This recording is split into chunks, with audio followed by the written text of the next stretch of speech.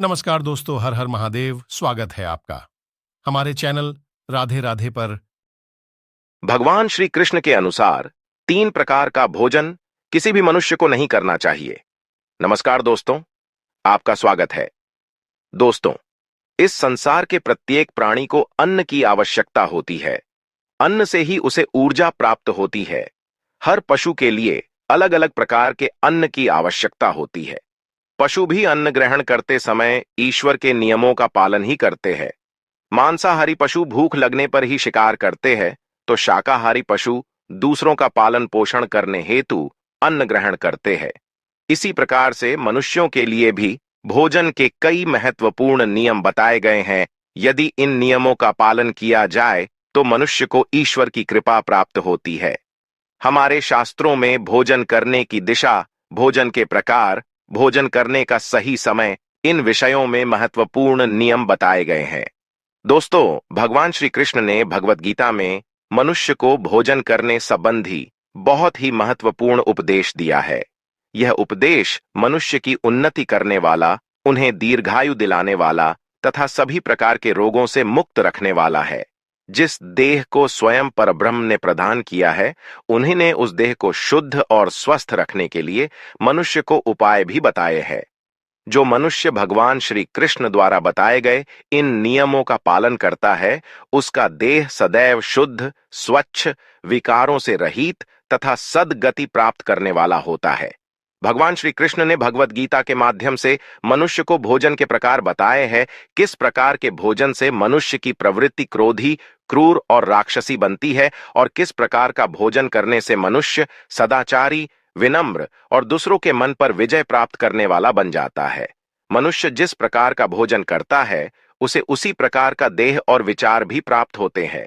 अतः धन की देवी मां लक्ष्मी की प्राप्ति के लिए भी मनुष्य को उचित भोजन सामग्री का ही चुनाव करना चाहिए।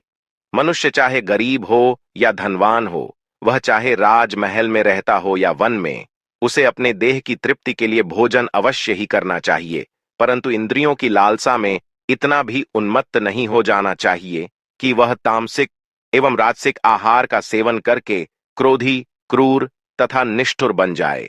तामसिक भोजन करने वाला मनुष्य अपनी मान मर्यादा, संस्कार एवं अपने शील को भी नष्ट कर लेता है और दुष्कर्म का मार्ग पकड़ लेता है।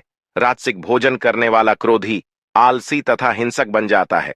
किंतु जो मनुष्य ईश्वर का नाम लेकर सात्विक भोजन का आहार लेता है, वह देह से तो शुद्ध होता है, साथ ही उसका मन भी पवित्र और सुंदर हो जाता है। ऐसे देह में ईश्वर सदैव ही निवास करते हैं। आइए जान लेते हैं भगवान श्री कृष्ण क्या कहते हैं। श्री कृष्ण गीता में कहते हैं, देहधारी मनुष्यों की प्रवृत्ति 3 प्रकार की होती है, सतोगुणी, रजोगुणी तथा तमोगुणी। वह उसी अनुसार अपना भोजन चुनता है। मनुष्य अपने इंद्रियों को वश में नहीं कर पाता, इसी कारण वह भोजन के स्वाद का आनंद भी लेता है। जो मनुष्य अपने इंद्रियों पर विजय पा लेता है, उसके लिए भोजन का स्वाद मायने नहीं रखता। वह तो केवल अपने देह को ऊर्जा प्रदान करने के लिए ही भोजन ग्रहण करता है। परंतु जिस मनुष्य के इंद्रिय उसके वश में नहीं रहते, वह स्वाद के लालच में तरह तरह के व्यंजनों को खाने की इच्छा रखता है। ऐसा मनुष्य स्वादिष्ट अन्न स्वयं ही ग्रहण करता है और दूसरों में नहीं बांटता, उससे बढ़कर क्रूर कौन होगा। सत्ययुग की बात है, पुष्कर क्षेत्र में धन धान्य से संपन्न धनवर्धन नामक एक वैश्य रहता था। एक दिन वह ग्रीष्म वार्तु में मध्याह्न के समय वैश्वदेव कर्म संपन्न कर अपने पुत्र, मित्र तथा बंधु बांधवों के साथ भोजन कर रहा था। इतने में ही अकस्मात उसे बाहर से एक करुण शब्द सुनाई पड़ा। उस शब्द को सुनते ही वह दयावश भोजन को छोड़कर बाहर की ओर दौड़ा, किंतु जब तक वह बाहर पहुंचा, वह आवाज बंद हो गई। फिर लौटकर उस वैश्य ने पात्र में जो छोड़ा हुआ भोजन था, उसे खा लिया। भोजन करते ही उस वैश्य की मृत्यु हो गई और इसी अपराधवश परलोक में भी उसकी दुर्गति हुई। इसलिए छोड़े हुए भोजन को फिर कभी नहीं खाना चाहिए। अधिक भोजन भी नहीं करना चाहिए। इससे शरीर में अत्यधिक रस की उत्पत्ति होती है, जिससे जुकाम, मंदाग्नि, ज्वर आदि अनेक रोग उत्पन्न हो जाते हैं। अजीर्ण हो जाने से स्नान, दान, तप, होम, तर्पण, पूजा आदि कोई भी पुण्य कर्म ठीक से संपन्न नहीं हो पाते। अति भोजन करने से अनेक रोग उत्पन्न होते हैं आयु घटती है, लोक में निंदा होती है तथा अंत में सद्गति भी नहीं होती। उच्चिष्ट मुख से कहीं नहीं जाना चाहिए, सदा पवित्रता से रहना चाहिए। पवित्र मनुष्य यहाँ सुख से रहता है और अंत में स्वर्ग में जाता है। श्री कृष्ण के अनुसार जो भोजन सात्विक हो वह सद्गुणी मनुष्यों को प्रिय होता है। ऐसा भोजन आयु बढ़ाने वाला, जीवन को शुद्ध करने वाला तथा बल, स्वास्थ्य, बुद्धि और ऐश्वर्य देने वाला होता है। इसमें गौ का दूध सबसे उत्तम माना गया है। उसके पश्चात धरती की गोद में उगाया हुआ अनाज और रसयुक्त फल भी सात्विक भोजन की श्रेणी में ही आते हैं। इसके पश्चात आता है रजोगुणी भोजन।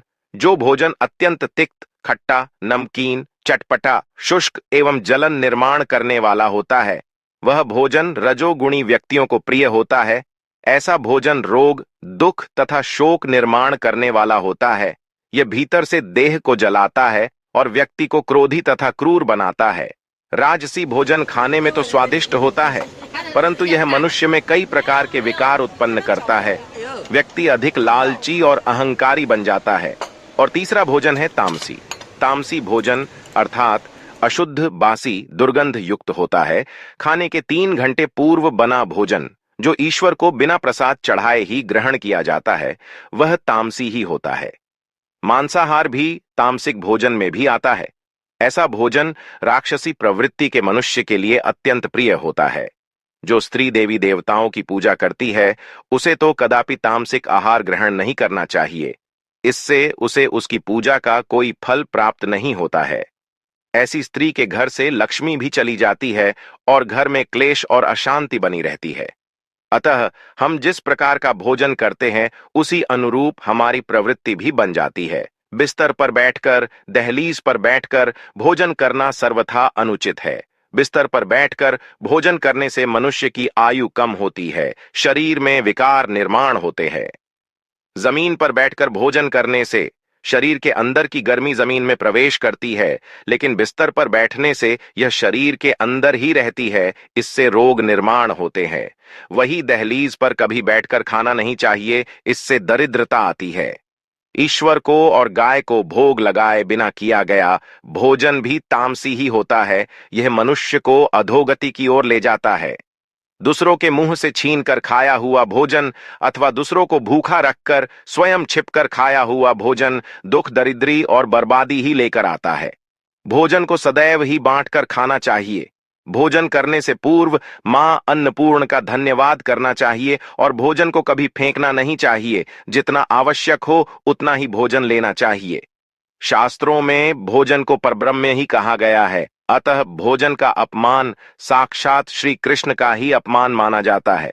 भोजन के बाद थाली में हाथ नहीं धोना चाहिए, इससे पितृ देवता रुष्ट हो जाते हैं और मनुष्य को पितृ दोष लगता है।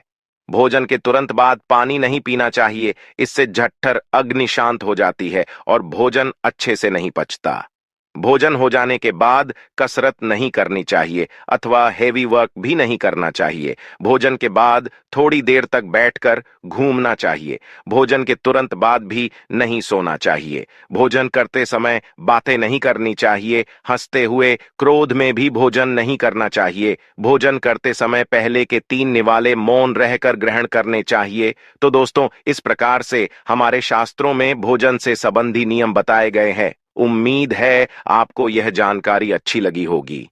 वीडियो को लाइक जरूर करें और कमेंट में जय मां अन्नपूर्णा और जय श्री कृष्ण जरूर लिखें।